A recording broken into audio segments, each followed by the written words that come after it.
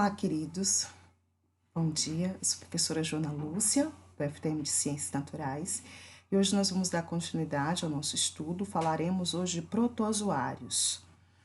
O reino dos protozoários, ele tem uns seres que é bem diferente, né, do que se espera. Quando se fala em protozoário, o que vocês pensam?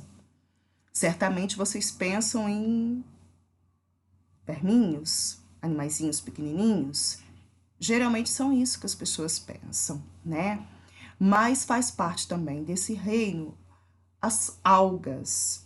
As algas, elas também são protistas, elas não são plantas, tá? E aí, pessoal, vamos entender um pouco desse reino, né? Os protozoários são aqueles seres que necessitam de água, portanto, eles são de vida aquática, eles são aquáticos, eles necessitam de estar na água. Ou 100% do tempo de vida deles, ou uma parte do tempo de vida deles. A maioria deles, 100% da vida deles precisam de água, tá?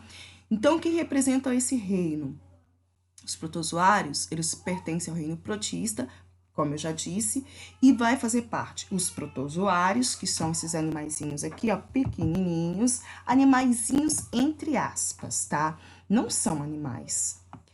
Porém, seriam bichinhos, digamos assim. Esses seres, eles são unicelulares, heterótrofos, ou seja, eles precisam de comer alguém. Alguns podem fazer a fotossíntese, mas não é o caso de todos, é uma minoria. A maioria deles são heterótrofos, ok? Continuando aqui, ó. Então, deixa eu diminuir aqui. A maioria deles é aquático e de vida livre, ou seja, eles não necessitam parasitar alguém. Eles conseguem obter o seu alimento com o alimento que está, as partículas que estão em suspensão na água, tá? Mas alguns deles são parasitas e vivem dentro do corpo de outros seres vivos, inclusive nós humanos, tá? Nós vamos ver daqui a pouco alguns parasitas. O termo protozoário deriva das palavras em latim, proto, que significa primitivo, e zoom, animal. Então, é por isso que eu chamei de bichinhos, animaizinhos. Na verdade, eles não são do reino Animalia. Porém, para que vocês possam entender melhor, e as crianças também, bichinhos, animaizinhos, né? Como se fossem pequenos animaizinhos, né? Microscópicos, mas não são animais. Um animal, ou seria um animal bem muito primitivo. Não tem boca, não tem ânus, não tem sistema nenhum, é unicelular, né? Mas não são animais mesmo, são protistas. Isso porque já foram considerados animais lá no passado, mas não são, tá? Assim como as algas foram consideradas plantas e não são plantas, são protistas, tá certo? Continuando. E você deve estar aí se perguntando, mas professora, as algas não são aquelas plantinhas que ficam dentro dos rios, lagoas e lamas? Elas são verdes, professora. Por que elas não são plantas? Se vocês não pensaram nessa pergunta, pode ter certeza que as crianças de vocês pensarão.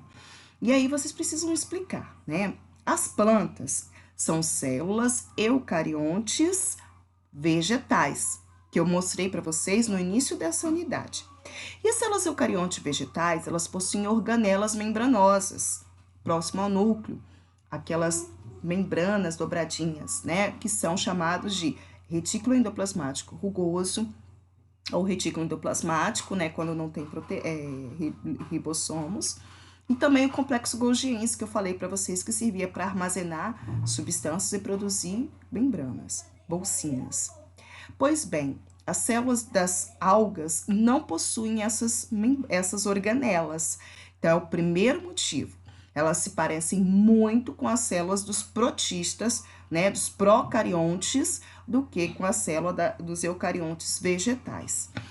O segundo motivo, pessoal, é que elas não possuem, as algas não possuem os pigmentos que as plantas terrestres têm.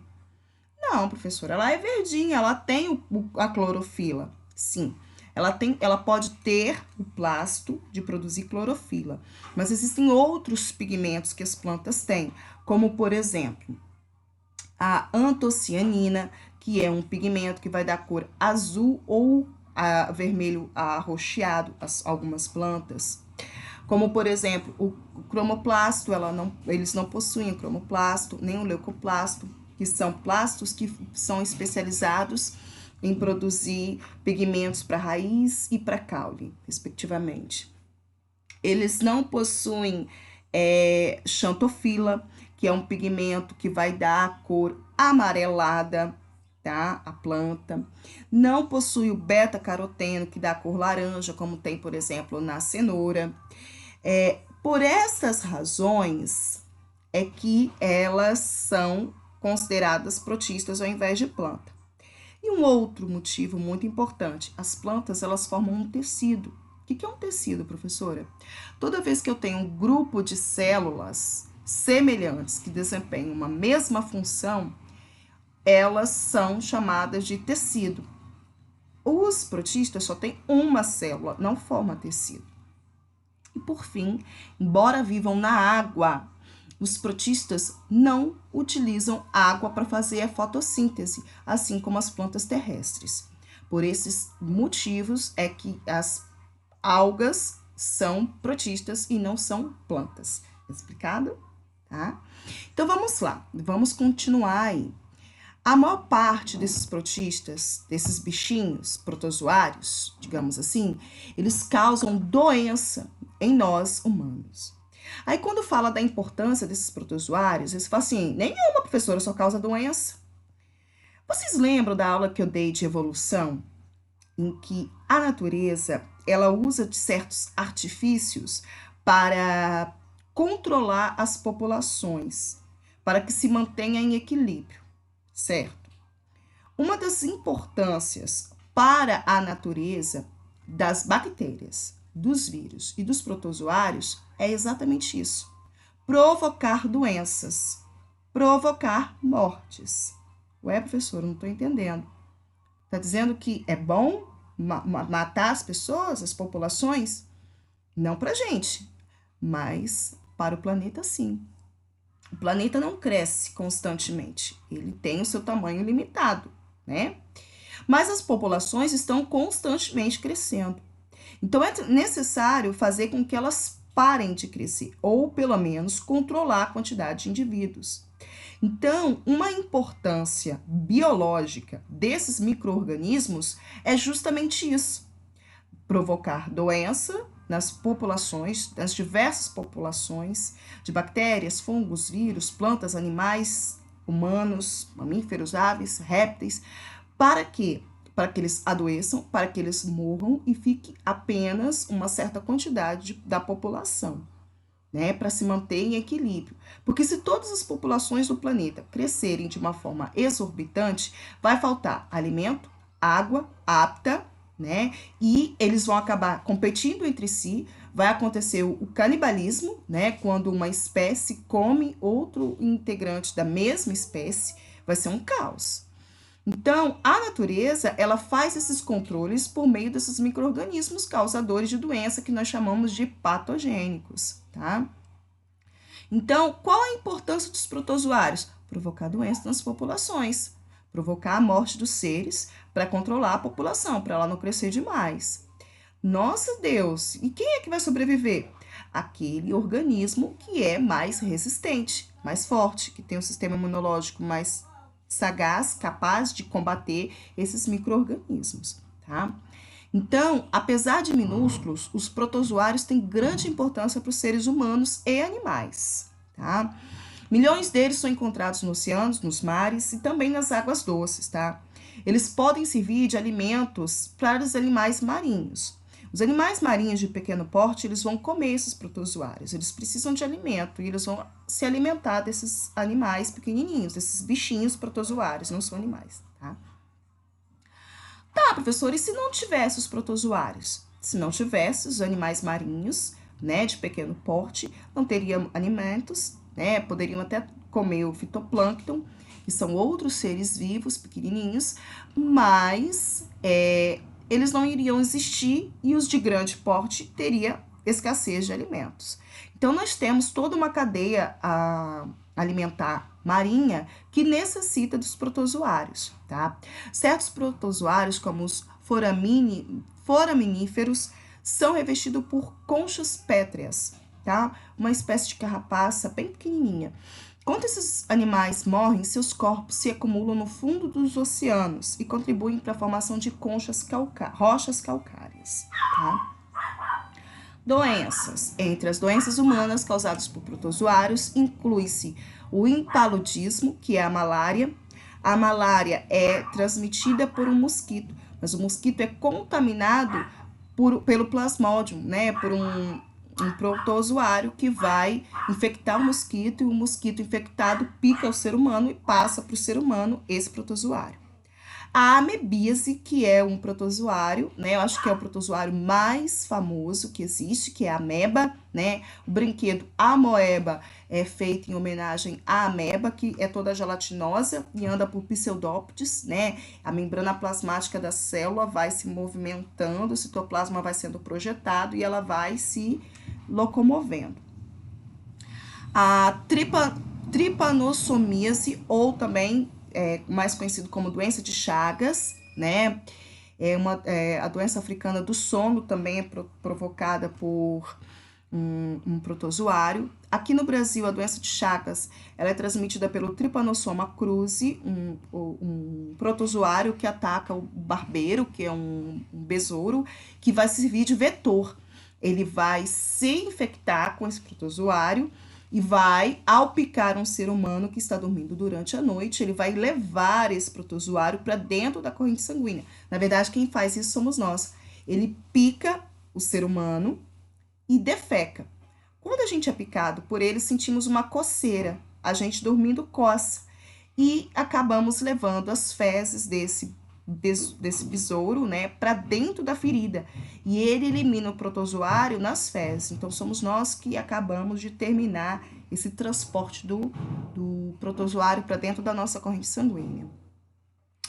O botão do Oriente, ou também chamada de leishmaniose americana, ou espúndia, também chamada de úlcera de Bauru, é uma outra doença causada por um protozoário chamado Leishmania brasiliensis. Tá? A leishmaniose, ela também pode usar como vetores cachorros, tá? Então, assim, são vários os protozoários que eu posso ver numa água parada, por exemplo. Aqui nessa imagem, vocês têm um vídeo congelado, vocês têm esse vídeo em anexo lá no Google Classroom. Eu solicito que vocês acessem, vejam o vídeo, porque é importante vocês reconhecerem esses seres, tá? Aqui, pessoal, aqui nós temos esses seres, aqui, ó, que eu estava dizendo, né? Então, nós temos, ó, o Plasmodium, né, que eu falei, causador da malária. Aqui, a tricomoníase é uma doença sexualmente transmissível que fica nos pelos pubianos, principalmente da vagina, mas pode dar nos pelos pubianos do homem também, né, ao redor do escroto, do pênis. E é causado por um protozoário chamado Trichomonas vaginalis. As características um corrimento verde, meio que verde, pugnolento, o cheiro muito forte, né? E dor, inchaço, existe tratamento, né, para essa doença.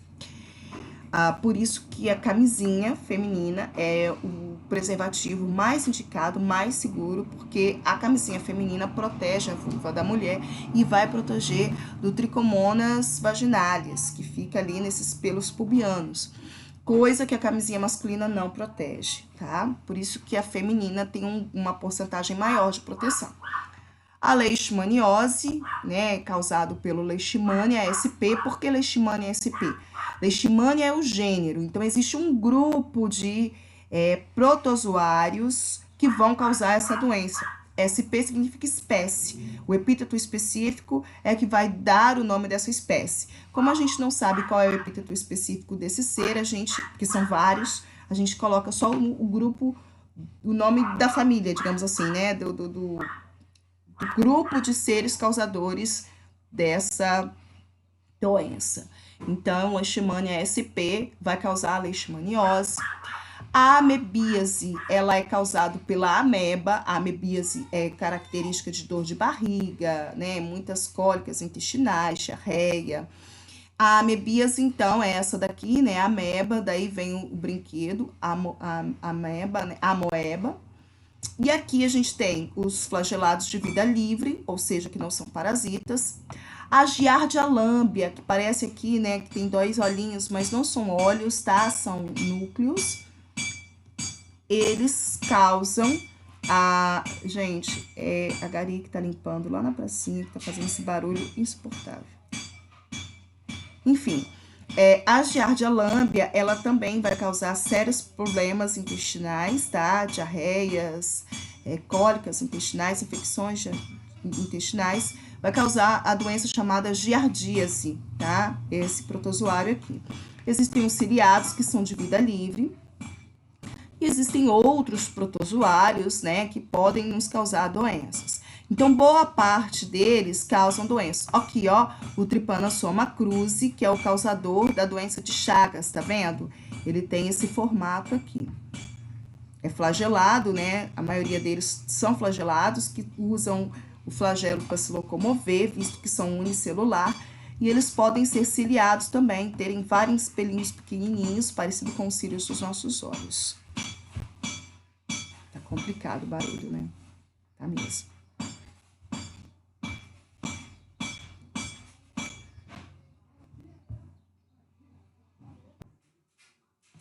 Vocês devem estar se perguntando como é que esses micro-organismos se reproduzem, né? A maioria deles se reproduzem por divisão, né? Eles se dividem ao meio. A gente chama de bipartição. A célula aumenta de tamanho, se divide ao meio e se reproduz, né? É o caso, por exemplo, das bactérias que fazem isso, dos protozoários. Na nossa próxima videoaula, eu vou explicar para vocês como que acontece a reprodução nos fungos e o que são os fungos, tá certo? Um grande beijo para vocês e até mais. Tchau, tchau.